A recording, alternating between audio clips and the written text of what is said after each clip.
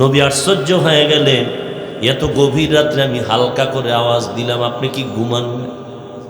আবু বকর কাঁদতেছেন, চোখের পানি ছেড়ে কাঁদেন আর বলেন, ইয়া রাসূলুল্লাহ, আপনি কয়েক বছর আগে আমার কানের মধ্যে একটা আওয়াজ দিছিলেন, মদিনার পথে হিজরতের সঙ্গী আমি হব, আপনি আমাকে ইশারা দিছিলেন।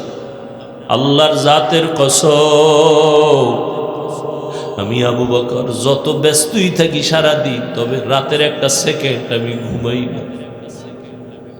ঘরের দরজার পাশে দাঁড়ায় থাকি আর কান লাগায় থাকি, কখন মায়ার নবী এসে আবু বকর বলে ডাক দিবে। আমি যদি হালকা ভাবে একটু ঘুমাই আর আমার মায়ার নবী এসে ডাক দেয়, আর যদি সাড়া দিতে না পারি, দুশমন এসে আক্রমণ করবে। মায়ার নবীও কাঁদেন আর বলেন, আবু বকর, এমন ত্যাগও কি মানুষের দ্বারা সম্ভব? আবু বকর বলে, নবী শুধু আমি আবু বকর না, আমার ছোট মেয়ে আসমাও ঘুমায় না। সেই বছর বছর হয়ে গেল, প্রতি রাত হালকা নাস্তা বানায় রেডি থাকে। নবী মদিনার পথে যাবে, দূরের পথ, পথে ক্ষুধা লাগবে, নাস্তা দিবে, রেডি রাখছে, ঘুমায় না। নবী শুধু তাই না, খুঁটির গোড়ায় যে উট বাইদা রাখছি, উটও ঘুমায় না। আপনার বাড়ির পথের দিকে তাকায় থাকে, কখন আপনি আসবেন আর উপরে উঠবেন, বাহন হবে।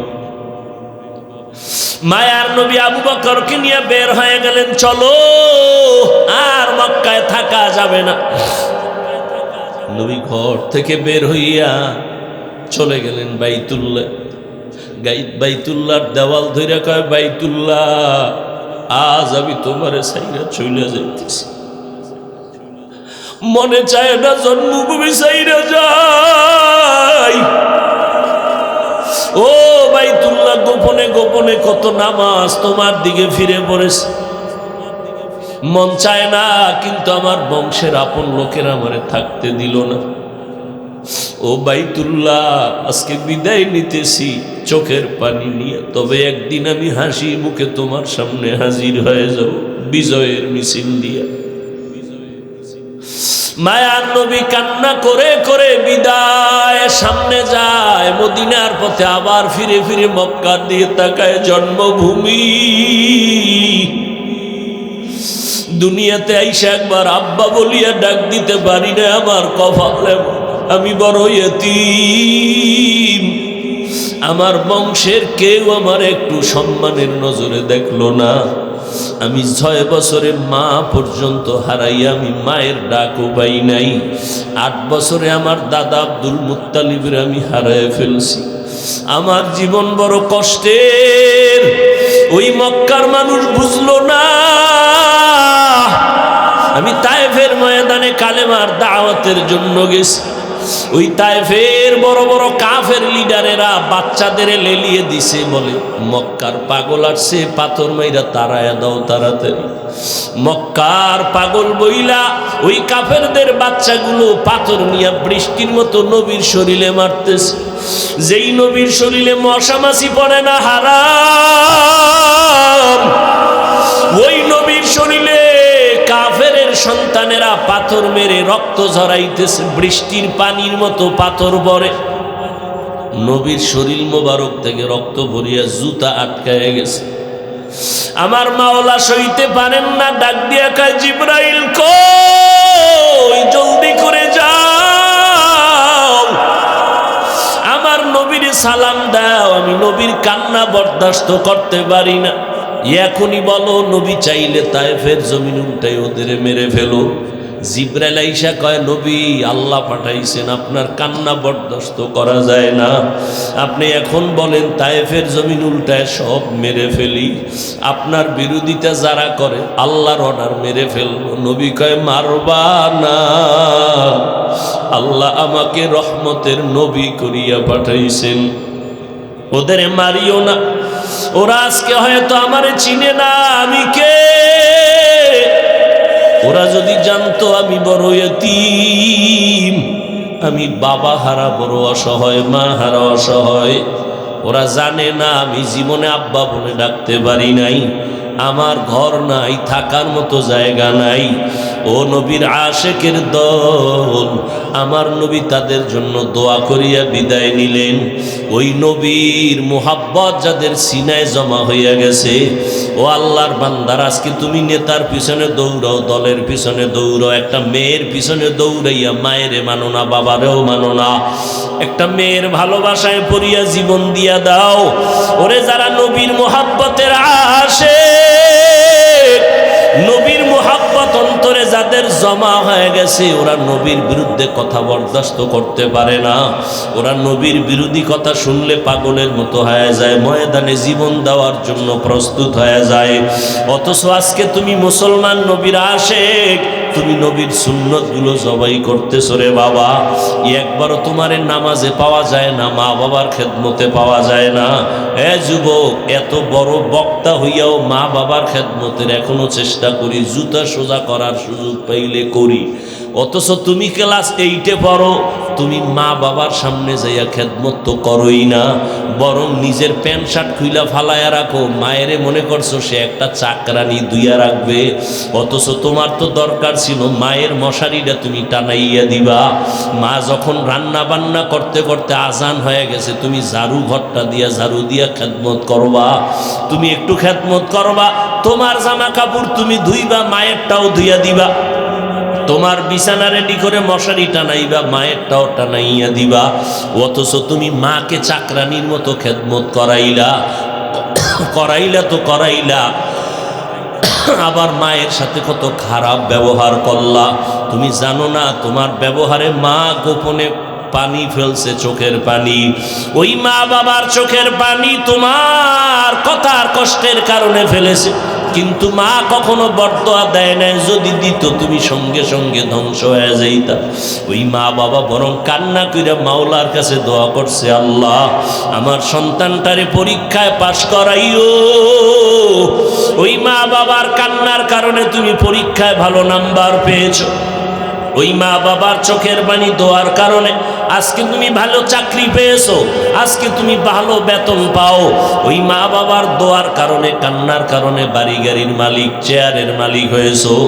আজকে ওই মা বাবাকে চিনো না, ওই মা বাবার দোয়াও নিতে পারো না রে বাবা। ওই মা বাবার খোঁজ খবর নেও না। ও যুবকেরা, ওই মা বেঁচে থাকলে তাড়াতাড়ি দোয়া নিও, বাসায় গিয়া বলিও, মা আজকে ওয়াজের ময়দান থেকে তওবা করে আসছি, আর দাড়ি কাটবো না, নামাজ ছাড়বো না, মা বাবা তোমাদের কষ্ট দিব না। কত সময় কত কটু কথা বলছি, তুমি কষ্ট হইয়া কান্না করছো। আজকে তুমি আমার মাথায় হাত দিয়ে একটু দোয়া করিয়া দাও, আর জীবনে তোমাদের সাথে খারাপ ব্যবহার করব না। মা যখন চোখের পানি ছাড়িয়া মাথায় হাত দিয়া দোয়া করবে, আর সে আজিমে চলে যাবে। ও আল্লাহর বান্দারা, তওবার নিয়ত করিয়া নেও। আমার মাওলা বলতেছেন, ও দুনিয়ার মানুষ, আমি এমন রহমান তোমাদের কোরআন শিখাইলাম, মানুষ বানাইলাম। আল্লাহ তাআলা বলেন, আর রহমান আল্লামাল কোরআন খালাকাল ইনসান। আল্লাহ বলেন, আমি এমন রহমান কোরআন শিখাইলাম, মানুষ বানাইলাম। অথচ আমরা দেখি দুনিয়াতে আগে সৃষ্টি হইয়া বড় হইয়া কোরআন শিখছি, অর্থাৎ আমাদের সৃষ্টি আগে কোরআন শিক্ষা পড়ে। অথচ আল্লাহ বলেন, না না, আমি আগে কোরআন শিখায় তোমাদের মানুষ বানাইছি। আল্লাহ এই কথা উল্টা বলিয়া দুনিয়ার মানুষকে বুঝাইতে চান, ও মানুষ, তোমরা বংশগত মানুষ হলে কাজ হবে না, বাবার জন্মগত সন্তান হলে কাজ হবে না। আমার কাছে মানুষ, ওই মানুষ দামি, জান্নাতি। যারা আমার কোরআন পড়িয়া আমার ইবাদত করবে তারা জান্নাতি, তারা গুণের মানুষ। নামাজ পড়বে, নবীর তরিকায় চলবে, ব্যবসা করবা নবীর তরিকায়, চাকরি করো নবীর তরিকায়। আমার নবী ব্যবসা করেছেন, আমার নবী চাকরি করেছেন, আমার নবী দুনিয়ার সব কাজ মানুষকে দেখায় গেছেন, সাহাবায়ে কেরামদের ধরে ধরে দেখাইলেন। অতএব তওবা করিয়া নাও, আর জীবনে নবীর বিরুদ্ধে যাবা না, সুন্নাত অনুযায়ী চলবা, মা বাবারে কষ্ট দিবা না, ওলামায়ে কেরামের পরামর্শ নিয়ে সুন্নাত অনুযায়ী চলবা। আর কোনো দিন দেশ ও জাতির বিরুদ্ধে ষড়যন্ত্র করবা না। অন্তর যদি তৈরি হয়, মুনাফিকি না থাকে, খাঁটি তওবার নিয়তে দুটো হাত আল্লাহকে দেখায় দাও। আয় আল্লাহ হাতগুলো কবুল করে নেন, আমাদের তওবা কবুল করে নেন। একজনের হাতও খালি ফিরাইয়া দিয়েন না। আয় আল্লাহ গুনাহমুক্ত জিন্দেগি দান করেন। আমার কলিজার প্রত্যেকটা যুবকের হাত কবুল করে নেন। মুরব্বী পর্দার আড়ালের মা বোনদের হাত কবুল করে নেন। ওলামায়ে কেরামদেরকে কবুল করে নেন, আমিন। আল্লাহ। নাম্বার 2, তোমার সুন্দর বাড়ি গাড়ি সব হয়ে গেছে, তোমার মতো ধনী গাজীপুরে কেউ নাই, কপাল খারাপ, তুমি অসুস্থ। তোমার ডাইনিং টেবিলের ভেতরে উটের গোশত, হরিণের গোশত, গরুর গোশত, হরেক রকমের গোশত, হরেক রকমের মাছ, কিন্তু কপাল খারাপ, তুমি অসুস্থ। ডাক্তার রেড সিগন্যাল লাগায় রাখছে, খাইলেই মরবি। তো তোমার এই বাড়ি গাড়ি দিয়ে কিছু হবে? আছে শান্তি? এজন্য সম্মানের সর্বোচ্চ শিখরে যদি থেকে সম্মান নিয়ে মরতে চাও যুবক, কয় পুঁজি কি? সুস্থতা। 2, সুন্দর চরিত্র। এই দোনোটাকে ডাইরেক্ট জবাই করতেছে মোবাইল দিয়ে। শেষ চরিত্র, শেষ গজবের মোবাইল। সুস্থতার জিন্দেগিকে ধ্বংস করে দিয়েছে এই মোবাইল। এবার বুঝে নাও কেমনে। পৃথিবীর সমস্ত চিকিৎসা বিজ্ঞানীরা একমত, মানুষের চূড়ান্ত সুস্থতার জন্য আল্লাহর দেওয়া একটা ফ্রি মহা ঔষধ আছে, রাতের ঘুম।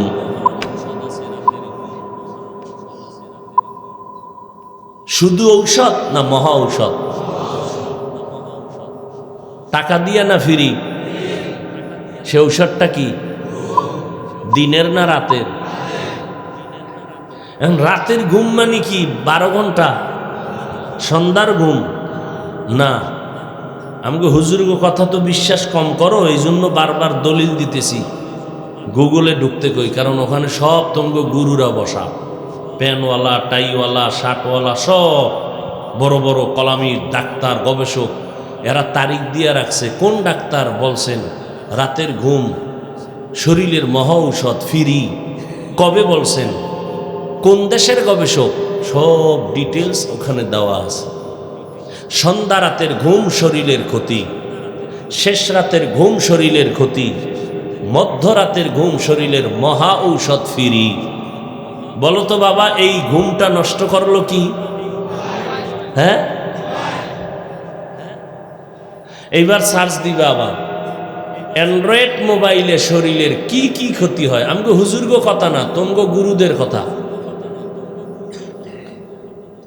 নগদ এই মোবাইলের দিকে তাকায় চোখ শেষ, কান শেষ, হার্ট শেষ, ব্রেন শেষ, কিডনি শেষ।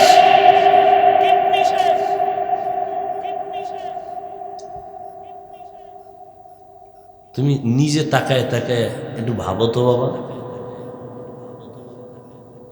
রাগ করবা না, যদি সত্য বলে থাকি সাপোর্ট দিও, মানো আর না মানো। তুমি কার প্রেমে পড়ে রাতের ঘুম মাইরা অসুস্থ হইতেছো? যার প্রেমে পড়তেছো, তুমি অসুস্থ হইলে আর 1 সেকেন্ড তোমারে ভালোবাসবে? ও তো কোরআন শরীফ লইছে তোমার সামনে 13টা, আর এক জায়গায় লইবে 14টা। কি বড় ওই যে এখন বলে না, শুধু ব্ল্যাকমেইল চলে, ব্ল্যাকমেইল চলে। তোমার থেকে কিছু টাকা পয়সা নিয়ে আবার আর এক নদীতে পাড়ি দিবে। তুমিও যেমন খারাপ, তোমার বি গ্রুপ তারাও খারাপ, নিজের জীবনকে ধ্বংস করে দিতেছে। কে বলবে এই কথা? কে শুনবে এই কথা? কে মানবে এই কথা? রাতের ঘুম শরীরের মহা ঔষধ, মোবাইলের দিকে তাকাইয়া কবিরা গুনাহ করতে করতে রাতের ঘুম নষ্ট করে ফেলেছো। চোখের পাওয়ার নাই, হঠাৎ করে দেখবি কাছের জিনিসও দেখা যায়। ও যুবক, মাওলায় যদি অন্ধ বানায় দেয়, কেমনে রাতের মোবাইল চালায়া দেখবা? আল্লাহ পারেননি? হঠাৎ জ্বর, জ্বরের মধ্যে থেকে 1 সপ্তাহ পরে ওইটা কান্দে, চোখে দেখে না। আজকে তো সব মিডিয়া, একবেলা বিদেশ আছিল, মিডিয়া আছে, বিদেশ থেকে এয়ারপোর্টে নামছে, বউ আইছে তারে আগায় নিতে। উম্মা তাকায় দেখে স্বামীর চোখের পাওয়ার নাই, অসুস্থ হয়ে বিদেশ হয়ে পাওয়ার গেছে।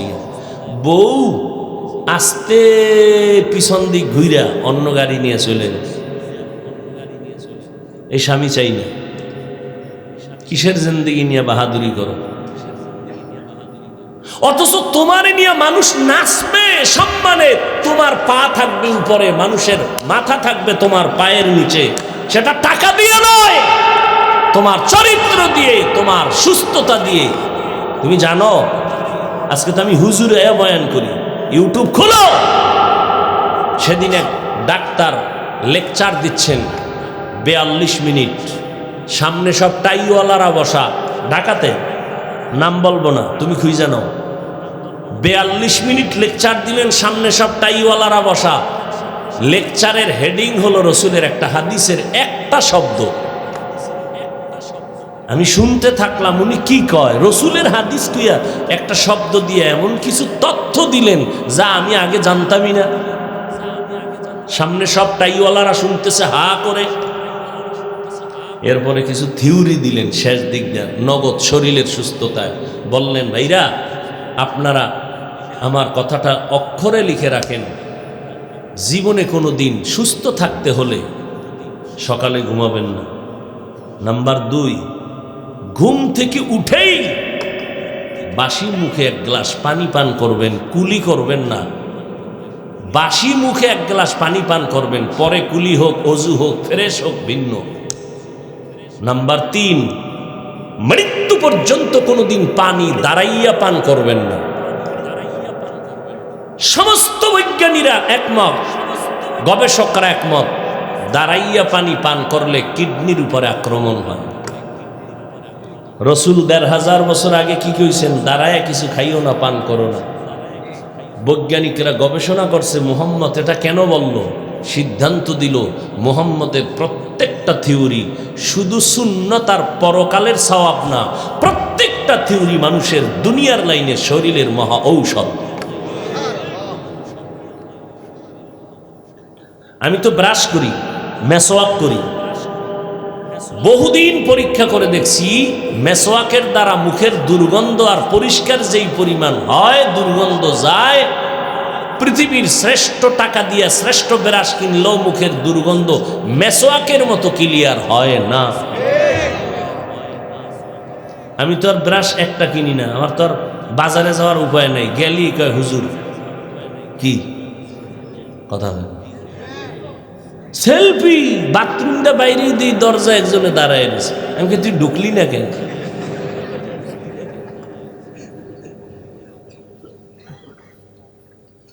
এই জন্য সুযোগ নাই তো, যেখানে যাই মুখ টুক ঢাইকে টুইকে গেল, হেন পিছে পিছে অমুখে না, আর বাদ দিছি। তো যদি 5 হয়ে যাই তো 1 বছরেরটা 100 লই আই, যেন আর যাওয়ার সুযোগ না থাকে, যাওয়ার সুযোগ হয় না, ঝামেলা। তো যাই হোক, এতক্ষণ যত কথা বললাম, আল্লাহ যাদের জ্ঞান রাখছে চান কপালওয়ালারা, আল্লাহ দিয়ে তাকায় বলো, একটা কথা কি আমি অনর্থক বলছি? আমার ফায়দার জন্য বলছি? বুঝো কি পরিমাণ ভালোবাসা নিয়ে এসে আড্ডায় বইছি, তোমার প্রতি কি পরিমাণ মোহব্বত আমার অন্তরে থাকার কারণে আমি বারবার যুবককে আঘাত করতেছি। তোমার ভিতরে তো সম্মান আমার থেকে বেশি, তুমি কেন এগুলো নষ্ট করতেছো? আজকে মা বাবার বরদোয়া নিয়ে বেঁচে আছো। সি সি সি সি। সেদিন খবর পাইলাম, আমি তো আর ফেসবুক চালাই না, আল্লাহর শুকর, আল্লাহ যেন মরণের আগে এই রাস্তায় না নেন। অনেক ভালো আছি, অনেক। ওই জগতে যারা আছে ওদের মতো টেনশনে পৃথিবীর কেউ নেই। যাই হোক, শিক্ষকের গায়ে হাত তুলছে এক ছাত্র, শিক্ষকের গায়ে। ছাত্ররা লিখে রাখ, মরার আগে পঙ্গু হয়ে মরবি, লিখে রাখ। মা বাবারে কষ্ট দিছ, এই শাস্তি মরার পরে না আগে হবে। দলিল قال النبي صلى الله عليه وآله وسلم ইসনান ইউআজ্জিলুহুমা আল্লাহু ফিদ দুনিয়া, দুইটা অপরাধ আছে যেই দুইটা অপরাধ করলে শাস্তি মরার আগেই হবে দুনিয়ায়। আল বাগিয়ু ওয়া উকুকুল ওয়ালিদাইন, প্রথম অপরাধ হলো জুলুম করা, দ্বিতীয় অপরাধ হলো মা বাবার সাথে বেয়াদবি। জুলুম আবার তিন প্রকার: আল্লাহর সাথে জুলুম করা, নিজের সাথে জুলুম করা, অন্যান্য মাখলুকতের সাথে জুলুম করা। আল্লাহর সাথে জুলুমের মধ্যে বড় জুলুম হলো আল্লাহর সাথে শিরিক করা, এটা বড় জুলুম। ইন্নাশ শিরকা লাযুলমুন আযীম। আল্লাহর মতো আরো কারো, আল্লাহর মতো আরো কারো, আল্লাহর ক্ষমতার মতো আরো কারো ক্ষমতা আছে মনে করার নাম শিরিক। এককভাবে আল্লাহ যেই গুণের মালিক এটা আর একজনের মধ্যে ভাবার নাম শিরিক। আল্লাহ আমার রিজিকের মালিক, এই ক্ষমতা আরো কারো মধ্যে আছে মনে করার নাম শিরিক। আল্লাহ হায়াতের মালিক, এই ক্ষমতা আরো কারো মধ্যে আছে এই মনে করার নাম শিরিক। আল্লাহ হলেন মউত দেওয়ার মালিক, এই ক্ষমতা আরো কারো মধ্যে আছে মনে করার নাম শিরিক। ভালো করে বুঝবেন, আল্লাহ তাআলা শিরিকের গুনাহ সহসায় মাপ দিবেন না, বরং আল্লাহ স্পষ্ট কোরআনে বলেছেন, ওয়া মান ইউশরিক বিল্লাহ ফাকাদ হাররামাল্লাহু আলাইহিল জান্নাহ। শিরিকের গুনাহ যারা করবে তাদের জন্য জান্নাত হারাম। ও যুবক, আমরা হুজুরেরা যে যত মজবুত হয়ে চিল্লাইতেছি, আমগো আসলে পিছনে খুঁটি কি? আমগো তো টাকা নাই, আমগো তো অস্ত্র নাই, আমগো বাড়ি ঘর নাই। আমরা মুসলমান, সব মুসলমানেরা বেঈমানের চোখের নজরে গরিব, বেঈমানের চোখের মধ্যে সব মুসলমানেরা দুর্বল, কিন্তু এরপরও সব মুসলমানের বেঈমানরা ভয় পায়, ঠিক নি? আমাদের পুঁজির নাম হলো কোরআন। আমাদের পুঁজি কি? কোরআন। এটা এমন একটা পুঁজি যেই কোরআনের মধ্যে একটা কোনো ভুল নাই। দুনিয়ার সব লেখকরা তার লিখিত কিতাবে লেখে, ভুল হলে ধরায় দিয়েন, পরবর্তী সংস্করণে সংশোধন করায় দিন। কিন্তু আল্লাহ কোরআনের শুরুতেই চ্যালেঞ্জ দিলেন, যালিকাল কিতাবু লা রাইবা। কিছু কথা শুনবেন না মোনাজাত দেব। আল্লাহর কোরআনে কোনো ভুল নাই। নবীজির উপরে আল্লাহ কোরআন দিলেন, নবী চলে যাওয়ার পর ১৫০০ বছর পর্যন্ত কোরআন দুনিয়ার কোন লাইব্রেরিতে সিন্দুক বানায় তালা মারে নাই। কোন হিন্দু যদি চায় কোরআন ধরবে, কোনো বাধা নাই, কারণ এটা এমন একটা কিতাব ধরলেই অ্যাকশন শুরু। দুনিয়াতে যত কিতাব আছে নির্ভেজাল কিতাব একটাও নাই, কিন্তু কোরআন আজও আছে। এই যে 10টা ছেলের মাথায় পাগড়ি দেওয়া হলো, সব কোরআনের হাফেজ। এদের সিনার মধ্যে 30 পারা কোরআন। ও এলাকার যুবকরা, শিক্ষিত ভাইজানেরা, বাংলাদেশ খুঁজা একজন মানুষ বের করো 10 পৃষ্ঠার আদর্শ লিপি মুখস্থ করে হাফেজ হইছে একজন? আছে? আল্লাহর কোরআনের হাফেজের অভাব নাই। সেদিন এক জায়গায় একটা বাচ্চার মাথায় পাগড়ি দিলাম, 8 বছর বয়স, 6 মাসে হাফেজ। ওই কোরআনের মধ্যে কোনো ভুল নাই, বরং ভুল বের করার জন্য অপচেষ্টা করেছিল দুনিয়ার বড় বড় বেঈমানেরা, কিন্তু ভুল তো বের করতে পারে নাই, বরং বহু বিধর্মীরা কালেমা পড়ে মুসলমান হয়ে গেল। কিন্তু কপাল খারাপ, মুসলমানের ঘরে জন্ম নিয়া আজকে ওই কোরআন ধরেও না, কোরআন পড়েও না, পড়ার চিন্তাও করে না। রাগ করিও না রে বাবা, তুমি মুসলমানের সন্তান, দুনিয়ার সব শিখলা, ইংরেজি শিখলা, অঙ্ক শিখলা, জ্যামিতি শিখলা, বিজ্ঞান শিখলা, ভূগোল শিখলা, ইংলিশে কথা বলা শিখলা, ক্লাস 8 পড়লা, এসএসসি পাস করলা, কিন্তু কপাল খারাপ, মুসলমানের সন্তান পরিচয় দেও, আসসালামু আলাইকুম 2টা শব্দ শুদ্ধ করে বলতে পারো না। এর থেকে লজ্জার কি হতে পারে? দুনিয়ার সব পারলা দুইটা শব্দ, আসসালামু আলাইকুম, এই দুইটা শব্দ শুদ্ধ কইরা শিখতে কি মাদ্রাসায় যাওয়া লাগে? কিন্তু কেমন কপাল তুমি পারো না। সালাম দেও, এই বাচ্চা বাপ, তুমি সালাম দাও সামাইকুম, স্টাইল সামাইকুম মানে কি? তোর উপরে খোদার গজব। হে আবার খায় ওয়ালাইকুম, তোর উপরে আগে, ঠিক নি? সালাম দিতে পারি না কেমন মুসলমান, বড় দুঃখ। আবার যারা সালাম দেয় যেখানে দেওয়া লাগে সেখানে দেয় না, উল্টা দিয়ে দেয়। আম্মা আব্বারে সালাম দেয় না, চাচারে সালাম দেয় না, চাচিরেও দেয় না, চাস্তো বোনেরে বারবার, ঠিক নি? অথচ যারে দেখা দেওয়া হারাম তারে সালাম দেওয়া জায়েজ নাই। লিখে নাও, সালাম, সালামের দ্বারা মোহাব্বত বাড়ে, কিন্তু বেজাগায় সালাম দিলে হবে না, বেগানারে সালাম দেওয়া জায়েজ নেই। এরে আল্লাহর বান্দারা, ও যুবক, স্কুলে পড়ো, কলেজে পড়ো, চাকরি করো, ব্যবসা করো, আলহামদুলিল্লাহ আলহামদুলিল্লাহ কলিজা দিয়া দোয়া করি। আমি কওমি মাদ্রাসার সন্তান, একবারও বলি নাই কওমি মাদ্রাসায় না পড়লে তুমি জাহান্নামে যাইবা। আমি তাবলিগের লাইনের সন্তান, একবারও বলি নাই তাবলিগ না করলে তুমি জাহান্নামে যাও। আমি আহলে হক পীর মাশায়েখের লাইনের সন্তান, আমি কিন্তু একবারও বলি নাই তুমি পীরের কাছে না গেলে জাহান্নামে যাইবা। আমি কি বলতে চাই, তুমি যেই লাইনে থাকো আমি দুইটা কথা তোমার অন্তরে ঢুকাতে চাই। এক, জীবনে যতদিন বাঁচবা গোলামি করবা আমার আল্লাহর, যতদিন বেঁচে থাকবা আদর্শ মানবা মদিনাওয়ালা নবী। ওগো নবীর উম্মতেরা,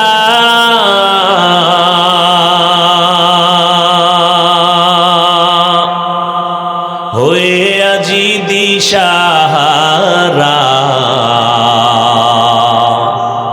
কোরআন হাদিসের চলো যখন যাহা চায় মনে, নবী বিনে কে তরবে পুলসিরাত মিজানে, নবী বিনে কে তরবে পুলসিরাত মিজানে। উম্মতের কান্ডারি নবী,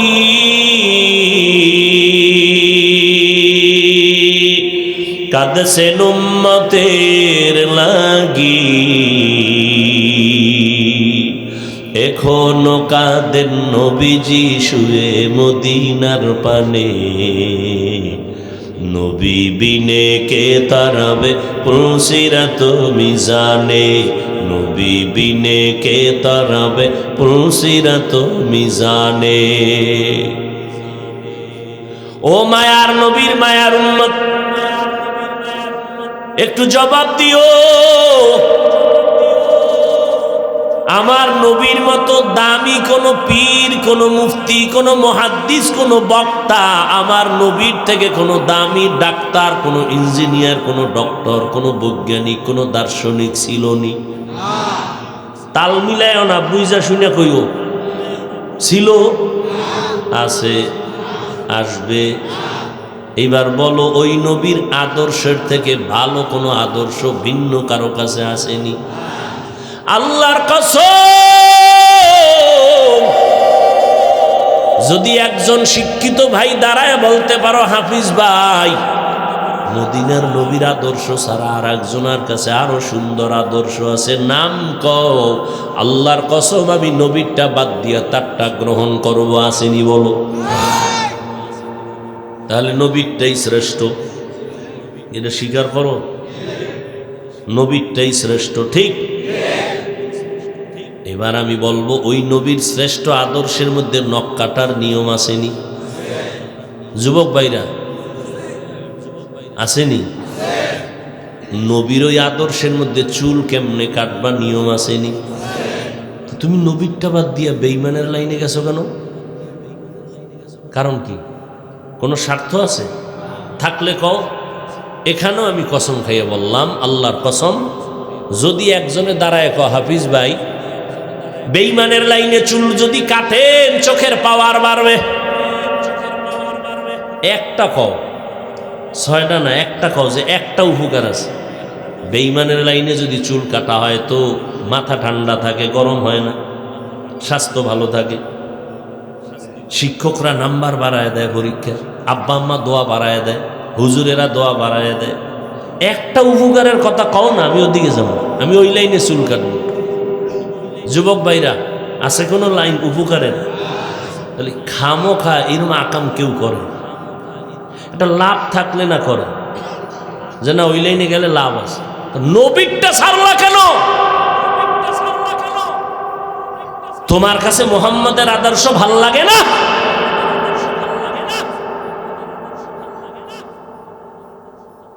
অথচ আজও আমার মদিনার নবীর জন্য দুনিয়া পাগল, সারা মাখলুকাত পাগল। কেমন একজন নবী পাইছো রে যুবক,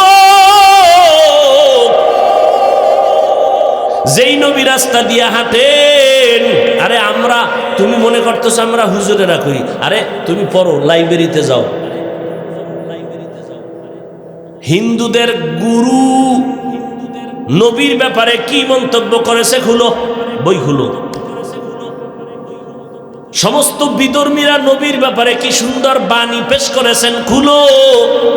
কেমন মায়ার নবী আমার। একটু আগেই বলছি যে এই নবীর 63 বছর হায়াতে কোনো কি নাই। যারা নবীর জানের দুশ্মন এরা কয় মোহাম্মদ বড় আল আমিন, সত্যবাদী। সারাদিন নবীরে গালি দেয়, কিন্তু টাকা পয়সা মাল নবীর কাছে গোপনে আমানত রাখে। আব্দুল্লাহর ছেলেরে যতই খারাপ বলি, কিন্তু সততার মধ্যে কোনো ভেজাল নাই। আমার মাল ঠিক মতো আমি ওর কাছে রাখলে টাইম মতো পেয়ে যাব। কেমন মায়ার নবী আমার। এমন একটা সময় মক্কা নগরীতে আসলেন, যেই সময় মক্কার মানুষ ছিল পৃথিবীর নিকৃষ্ট খারাপ, যেই খারাপের কোনো ব্যাখ্যা দেওয়ার সম্ভব না। এমনও নির্লজ্জকর কথা আছে যেটা বলতে বড় শরম লাগে, এত খারাপ ছিল মক্কার মানুষ। মাত্র 13 বছরের ব্যবধানে, কয় বছর? মাত্র 13 বছর নবীজির মেহনতের মধ্যে মক্কার এই চূড়ান্ত খারাপ মানুষ এত দামি হয়ে গেছেন। আল্লাহ জিব্রাইল পাঠাইয়া লিস্টি দিয়া কয় মুহাম্মদের জানায়া দাও, এই লিস্টির মধ্যে 10 জনের নাম আছে, এরা বিনা হিসাবে জান্নাতি। এটা কি নতুন শুনছেন? বলেন তো 10 জনের প্রথম সিরিয়ালে কার নাম? দ্বিতীয় সিরিয়ালে কার নাম? তৃতীয় সিরিয়ালে কার নাম? চতুর্থ সিরিয়ালে কার নাম? এরকম কয়জন? এরাই ছিল মক্কার খারাপ। আবু বকরের মতো বান্দা 1 নাম্বার সিরিয়ালে চলে আসছেন, তার নাম আম্মা জান আয়েশা রাদিয়াল্লাহু তাআলা আনহা। একদিন আমার নবীকে প্রশ্ন করে বসলেন। আম্মা জান নবীর সাথে একটু বেশি সময় দিছেন, কারণ সে সবার ছোট। 6 বছরে বিয়ে হইছে, 9 বছরে নবীর ঘরে গেছে, 18 বছর আম্মাজানের বয়স নবী চলে গেছেন দুনিয়ার থেকে। তাহলে আম্মাজানের টোটাল বয়স হইল কত? হয় না। নবীজির ঘর করলেন কয় বছর? মাত্র 9 বছর। তা 18 বছরের মেয়ে আমগো দেশে তো বিয়েই হয় না বলতে গেলে, ঠিক না? আর ওখানে 18 বছর যখন আম্মাজানের বয়স, নবী চলে গেলেন, নবীর সোহবত পাইলেন মাত্র এই 9 বছরে। কি পাইছেন জানেননি? আম্মা জান আয়েশা রাদিয়াল্লাহু তাআলা আনহা বলেন, 9 বছর বয়স, 9 বছরের সোহবতে আল্লাহ নবীর বরকতে আমাকে কি দিছে জানো? আম্মা জানের আসেনি? শুনে মায়েরা অশুনে, কি এর অশুনে? ডাইনে ক্যাসেট, বামে ক্যাসেট, ঠিক নি? চিল্লা পাল্লা। এখানে তো আর সাংবাদিক লাগে না, কি পরিমাণ যে কথা চলে। বয়ান শুনবে কখন, এই গল্প গুজবেই কাটায় যায়। আবার সোনার ছেলে আছে কিছু যুবক, এরা ওয়াজের প্যান্ডেলে সময় দেয় না, মহিলা প্যান্ডেল তাওয়াফ করে। তাওয়াফ বছরের একবার সুযোগ হেলায় হারায় লাভ কি? কত দিনের দেখা সাক্ষাতের তারিখ হলো আজ। এই সুবর্ণ সুযোগ, ও যুবক, তোর বোনের উপরে যদি ভিন্ন কোনো যুবক যদি চরিত্রের উপরে হামলা করে, তুই যদি শুনো মেনে নিবিনি? তাহলে তুই যদি কোনো মেয়ের উপরে হামলা করো, আর একটা ভাই কেমনে মেনে নিবে? তবে লেখা রাখ, 10টা মাইয়ার জীবনের উপরে আক্রমণ করছো, চরিত্র ধ্বংস করছো, অপেক্ষায় থাক যদি কপালে বিয়া থাকে। নাই এটা নিশ্চিত ধইরা না, যদি থাকে তাহলে একটা জল্লাদ পাবি। জল্লাদ লেখা রাখ। কি পাবি? কয়টা? এক জল্লাদে আইয়া জুতা দিয়া তোর 10টার ঝাল মিটাবে। লেখা রাখ। কত ধানে কত চাল টের পাবে। বলবা হাফিজ ভাই তুমি এই গায়ের জোরে বইলে গেলা। কি এর গায়ের জোর? সময় নাই, নাইলে কোরআন শরীফ থাকলে আয়াতটা খুইলে পইরা দেখাই দিতাম। আল খবিসাতু লিল আল খবিসুনা লিল। হ্যাঁ, এবার ব্যাখ্যা শুনে নিও ইমাম সাহেব থেকে, আয়াতটা শুনে দিয়ে গেলাম। আল্লাহ হেদায়াত দান করে। আচ্ছা, যা কিছু বলি আসলে কি দূরে ঠেলার জন্য বলি? না, সবাই যেন কাছে আসে। কার কাছে? আমার কাছে। কোনো দরকার নাই। নবীর তরিকা মাইনে চলো। নবীর আদর্শ কত সুন্দর। আরে স্কুলে পড়ে, ঢাকা কলেজে যাও, জাহাঙ্গীরনগরে যাও, মনে চায় রুমাল দিয়া ওই যুবকের পা আমি মুছে দেই। মাথায় পাগড়ি লাগানো, টুপি লাগানো, লম্বা জামা, লম্বা দাড়ি, পেছন দিক দিয়া তাকাইলে মনে হয় বাইতুল মুকাররমের খতিব। ভাইজান কি করেন? কয় ঢাকা কলেজে পড়ি। এই সাইজ কেমনে? কয় কোরআনওয়ালার সাথে রং লাগাইছি, রং ভিতরে ভিতরে রং লাগাই। কলেজ বন্ধ, দৌড় দিছি তাবলিগে।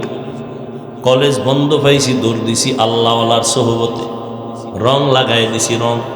আমি ঢাকা কলেজে পড়ি, আমার এই লেবাস নিয়ে আজান নামাজ সারি না। মা বাবার দোয়া নেওয়ার চেষ্টা করি। কলেজের স্যার, শিক্ষক, শিক্ষিকারা কেউ খারাপ বলে না, সবাই প্রশংসা করে ছেলেটা ভদ্র।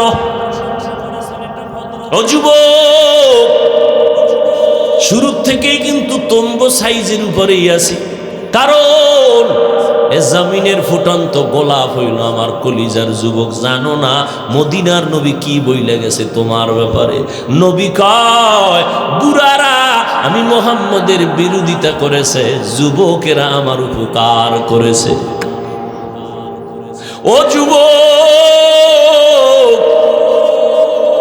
7 বছর বয়স থেকে 12, এর মধ্যে হয়তো 10, হয়তো 8, না হয় 11, 7 থেকে 12-র মধ্যে হযরত আলী নবীর হাতে হাত লাগাইয়া কালেমার পতাকা উড্ডীনের শপথ নিলেন। মাত্র 7 থেকে 12 এর মধ্যেই চলে গেলেন। কেউ বলেন 10 বছরে, কেউ বলেন 12 বছরে, কেউ বলেন 8 বছরে, কেউ বলেন 7 বছরে নবীর হাতে গিয়া হাতটা লাগাইছেন। এতদিন ছিল হযরত আলী মুহাম্মদের চাচতো ভাই, এখন আলী হয়ে গেল নবীর সাহাবী। সাহাবী হওয়ার পরে আল্লাহর নবী আলীর জন্য এমন একটা দোয়া করেছেন, আল্লাহ আলীর জন্য এমন দরজা খুলে দিছেন। নবী কয়, আনা দারুল হিকমা ওয়া আলিয়ুন বাবুহা। আমি মুহাম্মদ হলাম ইলম ও হিকমতের ঘর, আর এই ইলম ও হিকমত ও জ্ঞানের ঘরের দরজা হলো আমার আলী। আল্লাহ নবীর এই দোয়ায় আলীরে মাওলা এত জ্ঞান দিছিলেন, শুধু ওই কাহিনীতে ঢুকলে অশেষ। এলমেরা এজাজো করদন বেহিসাব, খলকেরা দাদন জওয়াবে বাসওয়াব, হক না দারত দোস্তে খলকা জারেরা, মিস্তে ই খসলত একে দিনদারেরা। আম্মা জান আয়েশা রাদিয়াল্লাহু তাআলা আনহার কথা বলতেছিলাম, মনে আছে তো? পর্দার আড়ালের আম্মা জানেরা আছে তো? এরে আম্মা জান, আপনাদের কপাল যে কতই ধন্য, আপনারা সমস্ত নবীদের মায়ের মতো মা, সাহাবায়ে কেরামদের মায়ের মতো মা, হাফেজে কোরআনের মা। আপনারা আয়েশা রাদিয়াল্লাহু তাআলা আনহার মতো নারী, ফাতেমা রাদিয়াল্লাহু তাআলা আনহার মতো নারী, খাদিজা রাদিয়াল্লাহু তাআলা আনহার মতো নারী। এরে আম্মা জান,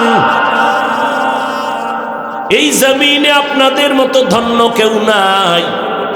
আমি যে এতক্ষণ আপনার সন্তানদের নিয়ে বয়ান করলাম, সন্তানদের যতই বুঝাইছি, এই বুঝটা কাজে লাগাবার ক্ষেত্রে আম্মাজানের অবদান ছাড়া হবে না। এজন্যই বিশ্ববরেণ্য দার্শনিক ওলিয়ে কামেল ইমাম গজালি, কি নাম? গজ্জালি নয়, গজালি। একজনের নাম আবুল কালাম, ডাক দিবেন এই কাল্লা, নাম কি? ইমাম গজালি। তিনি বলেন, পৃথিবীর প্রত্যেকটা মা হলো বাচ্চার জন্য প্রাথমিক শিক্ষিকা। আম্মাজান বাচ্চাকে যা শিখাবে তাই শিখবে। বাচ্চা আসেনি ঘরে, পরীক্ষা করেন, বাচ্চা দেখবেন আম্মাজান নামাজ পড়ে, বাচ্চাও কিন্তু নামাজে দাঁড়ায়। আজান হয়ে গেছে, মা কাপড় টেনে দিছেন, বাচ্চা টান দিয়ে খুলে আলায়, মায় বারবার মাথায় দেয়।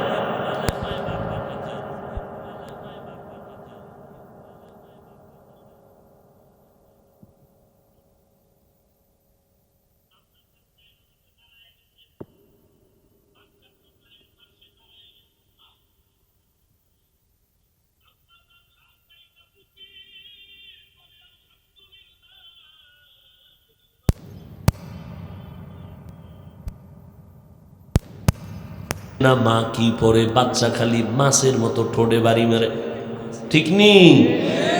মায়ের দিকে তাকায় তাকায় ঠোঁট না, কি মজা লাগে আল্লাহর কাছে। মা যখন রুকুতে গেলেন, বাচ্চাও। আম্মাজান যখন সেজদায় চলে গেছেন, নাক আর কপাল ঠেকাইছে, বাচ্চা গাল ঠেকাইয়া মায়ের মুখের দিকে তাকায় রয়েছে।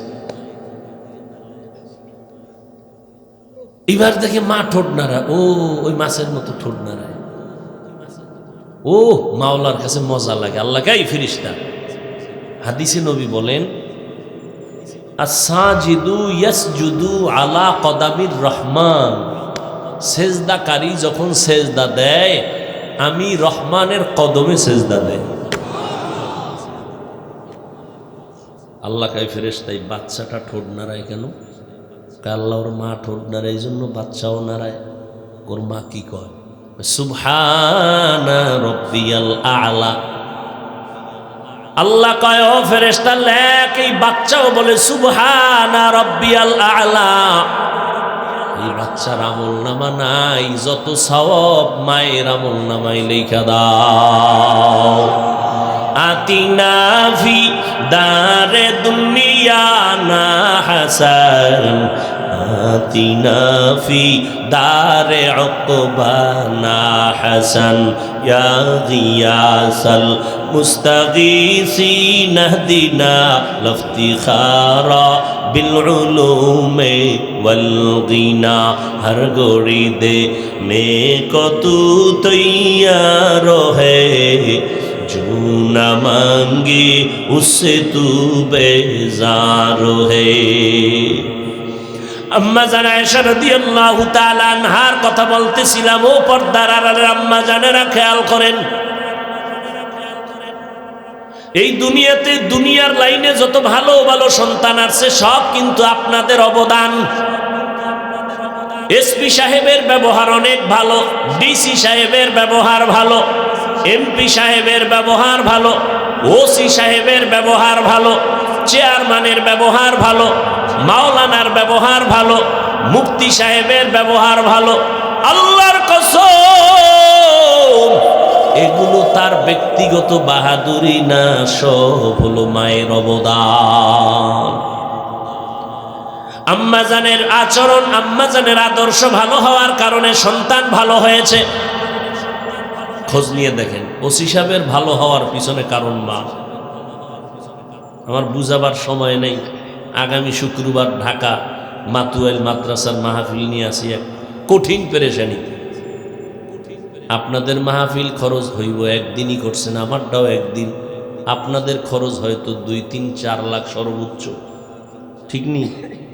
আমার মাহফিলে পুরা ডিটেলস হিসাব করলাম 15 লাখের উপরে।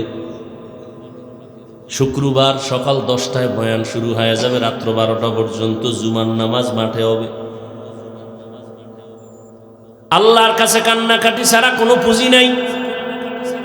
কারণ 2 জন সামনে আগাইলে 13 জন তারে পিছনে টানে, ওদিকে যাইও না। মাওলায় যদি ধাক্কা দেয় কেউ টাইনা পিছে রাখতে পারে না। ও আল্লাহর বান্দারা, আম্মা জান আয়েশা বলেন, নবীজির 9 বছরের সোহবতে আল্লাহ আমার এমন কিছু দিছেন, আমি আয়েশা 18 বছরের মেয়ে হইয়া 2000-এর উপরে হাদিসের হাফেজা হয়েছি। সুবহানাল্লাহ। না আম্মা জান আয়েশা গোটা দুনিয়ার মধ্যে শ্রেষ্ঠ হাফেজা। কিয়ামতের ময়দান আল্লাহ যেদিন কায়েম করবেন, কোটি কোটি কোটি কোটি সহস্র মানুষ থাকবে ওদিন। আল্লাহ যদি বলেন আজকে একজন মানুষ দাঁড়াও, আমি নিজের কুদরতের হাতে পুরস্কার দিব, বলে কে দাঁড়াবে? কয় ওই মানুষটা দাঁড়াও যেই মানুষ আমার মুহাম্মদের দিন কায়েমের প্রথম ঝান্ডা উঁচু করছো। প্রথম দুনিয়ার কোনো পুরুষ দাঁড়াইতে পারবে না, একজন নারী দাঁড়ায় বলবে ইয়া আল্লাহ, মুহাম্মদের হাতে হাত লাগাইয়া প্রথম ইসলামের পতাকা উড্ডীন করার শপথ নিয়েছি আমি, একজন নারী খাদিজা রাদিয়াল্লাহু আনহা। আল্লাহ যদি বলেন আজকে ওই ব্যক্তি দাঁড়াও যেই ব্যক্তি আমার নবীর দিন কায়েমের জন্য গলাটা দিয়া দিছো ছুরির নিচে, শহীদ হয়েছ, কে প্রথম হয়েছ? দাঁড়াও। আল্লাহর কসম, একজন পুরুষ দাঁড়াতে পারবে না, একজন নারী দাঁড়ায় বলবেন ও আল্লাহ, মুহাম্মদের দিন কায়েমের জন্য সর্বপ্রথম আমি কল্লা দিয়ে দিছি, ইসলামের জন্য শহীদ হয়েছি আমি, একজন নারী সুমাইয়া রাদিয়াল্লাহু আনহা।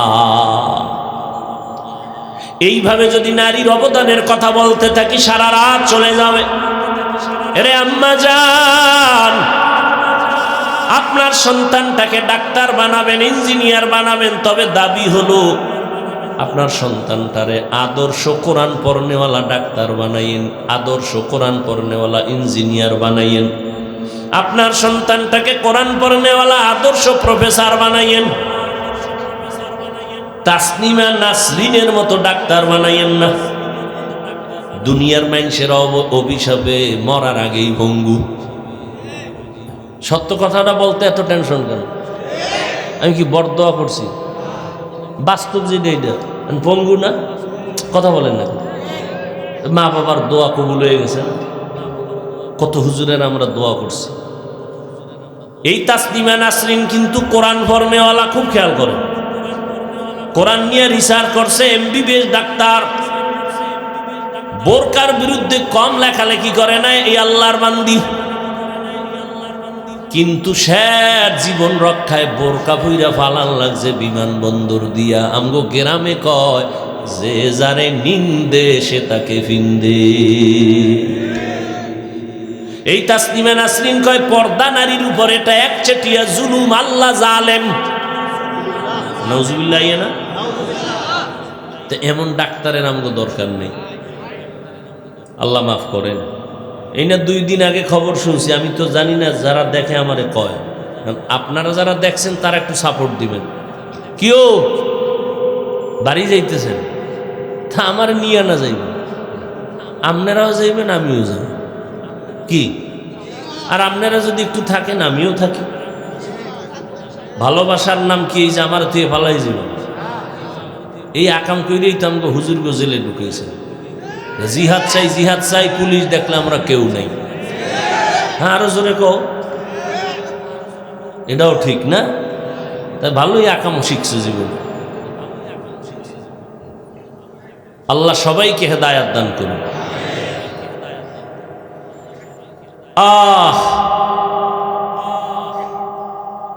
ও আল্লাহর বান্দারা, ভালো করে বুঝো।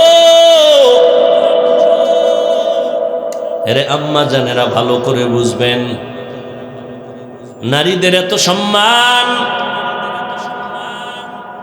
আরে আম্মা জান, ও যুবক, জীবনটারে সফল বানাও, নবীর আদর্শের লাইনে চলে আসো। ডাক্তার হও, কোরআন পড়ে একজন আদর্শ ডাক্তার হও।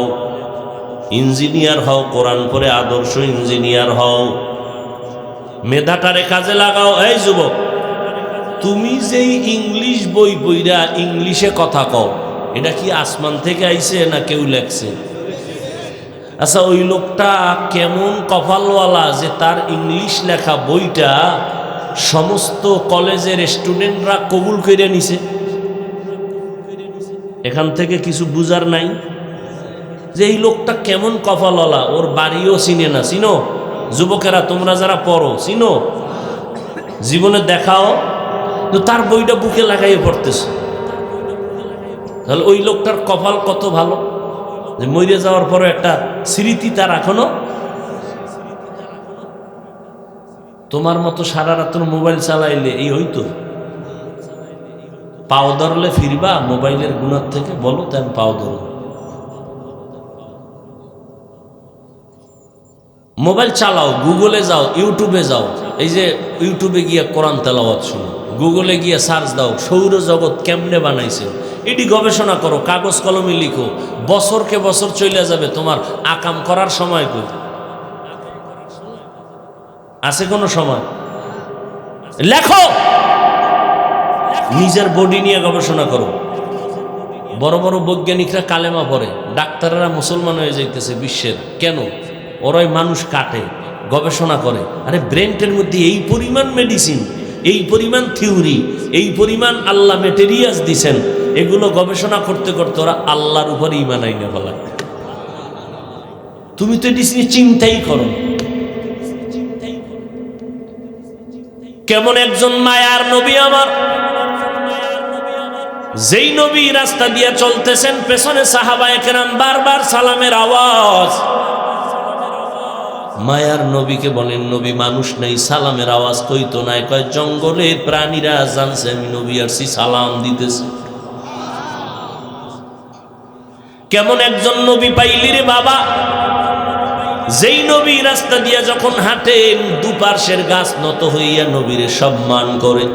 নবী যেখানে কদম দেয়, দীর্ঘ বছর ওই জায়গা থেকে মিশকের ঘেরান আসে। নবীর শরীরে মশামাছি পড়ে না, হারাম। মেঘের খণ্ড ছায়া দেয়, সূর্যের গরম যেন নবীরে কষ্ট না দেয়। কেমন মায়ার নবী, ওদিকে আব্বাও নাই আম্মাও নাই। কেমন মায়ার নবী আমার, যেই নবীর চেহারার দিকে যদি একটা বার তাকায়, দীর্ঘদিন খানা খায় নাই, ক্ষুধার্ত, একটা নজর দিলে সাথে সাথে ক্ষুধা মিটে যায়। এটা তো সুবহানাল্লাহ কইয়া লাইছেন, আর আমিও কইয়া লাইছি আধা মিনিটে, কিন্তু ভাবলে চিন্তা করার বিষয়। অনেকে তো ভাবতে যায় মাথা গরম হয়ে যাবে, এটা কেমনে সম্ভব? একজনের দিকে চাইলেই ক্ষুধা নিবারণ হয়, এটা কেমনে সম্ভব? তোমরা যারা ভালোবাসার সাগরে আছো, তোমরা বুঝো না যে ভালোবাসা জীবনের সব, খাওয়ান লাগবে না। কেমন ভালোবাসা? মা কয় তোরে মন্ত্রীর মাইয়া নু, আমার ফেতনি বালা, অ লাগবে না। ঠিক নি? ও আল্লাহর বান্দারা,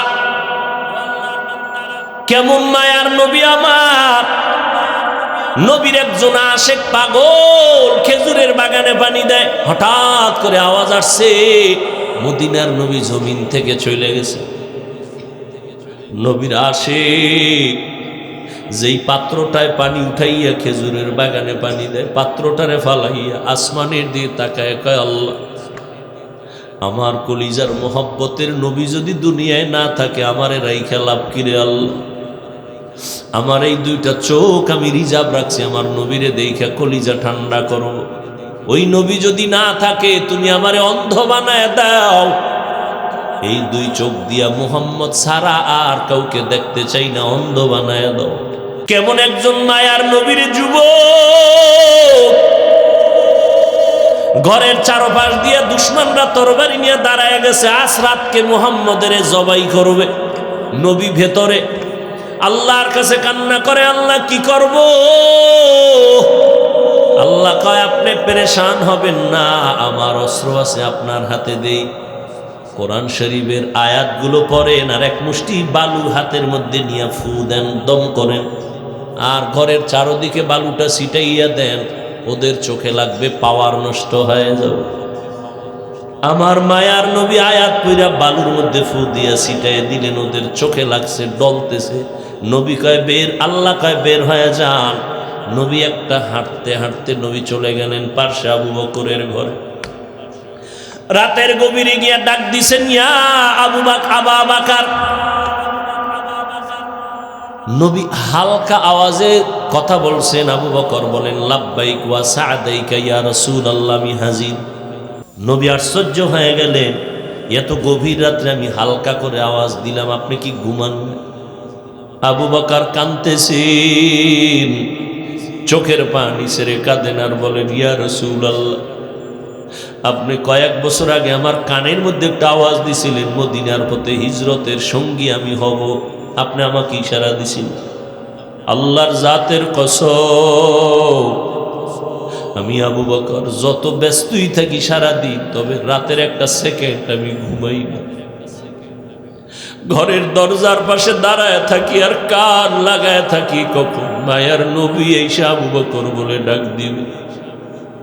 আমি যদি হালকা ভাবে একটু ঘুমাই আর আমার মায়ার নবী এসে ডাক দেয়, আর যদি সাড়া দিতে না পারি, দুশমন এসে আক্রমণ করবে।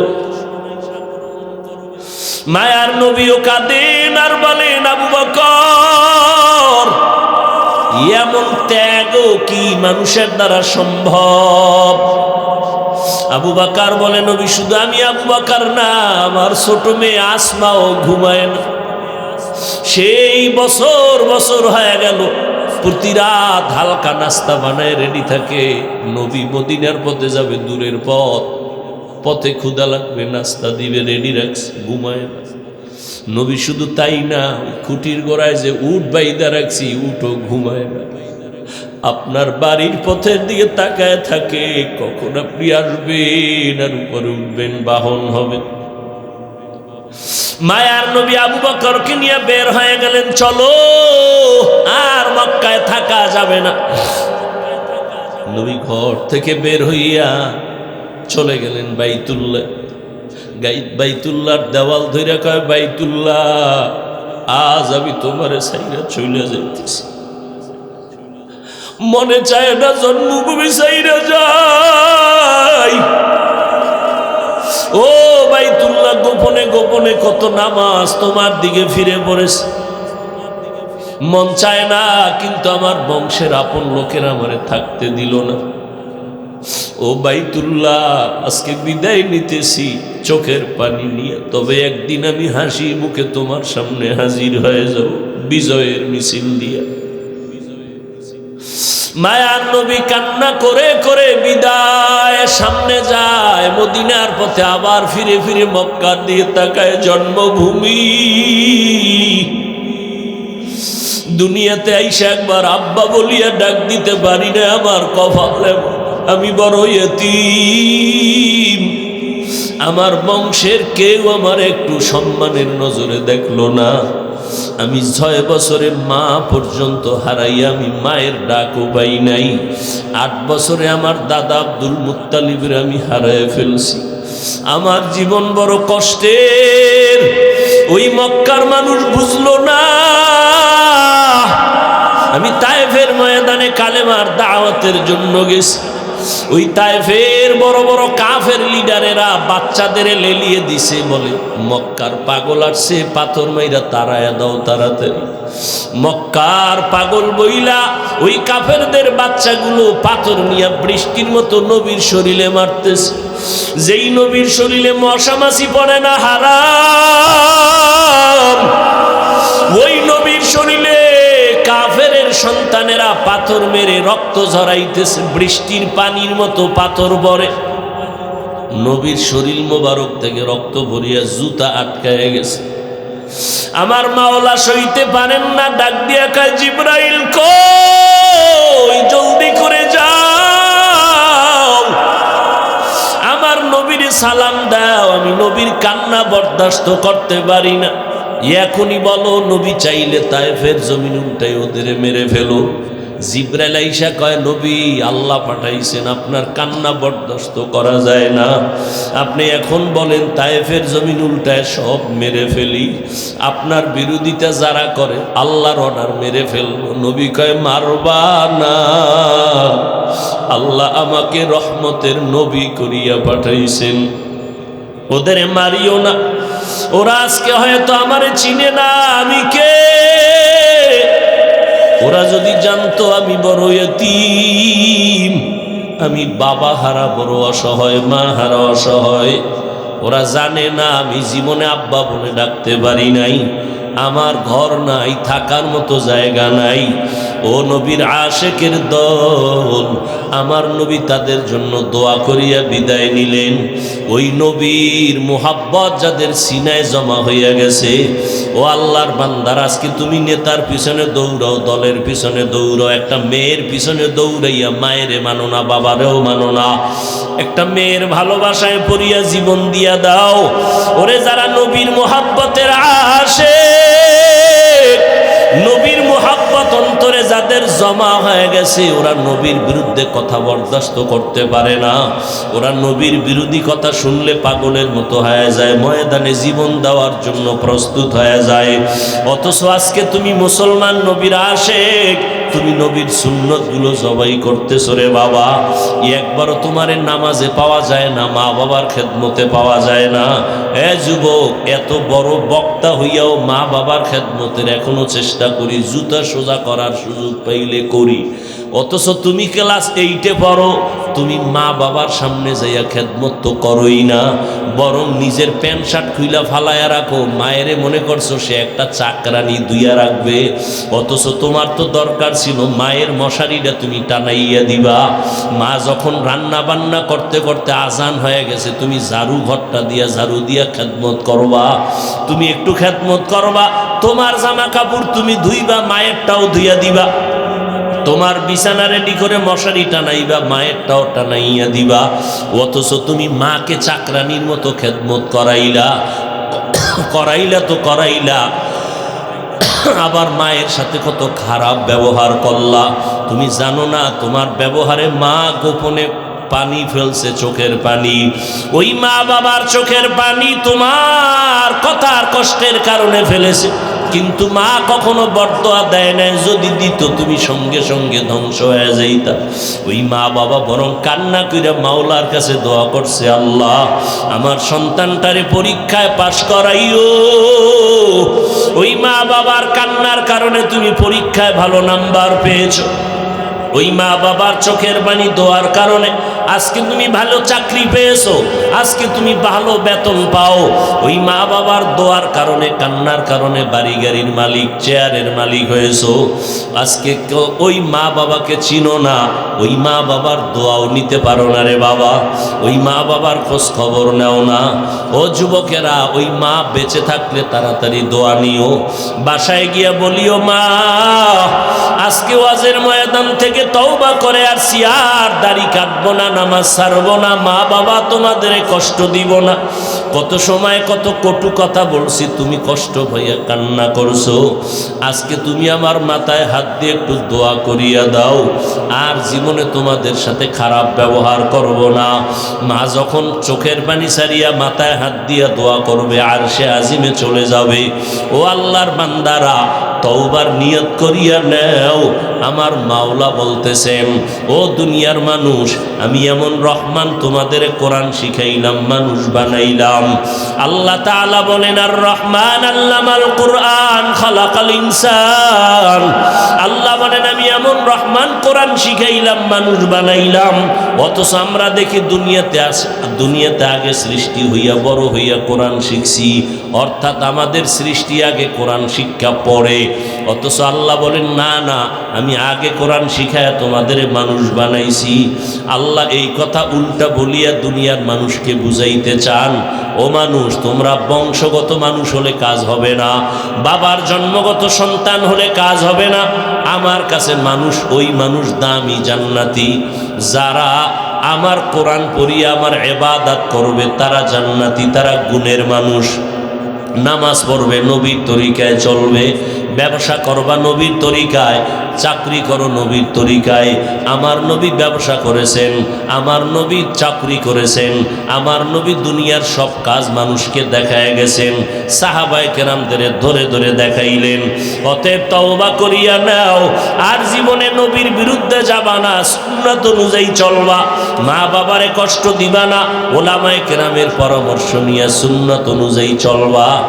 আর কোনো দিন দেশ ও জাতির বিরুদ্ধে ষড়যন্ত্র করবা না।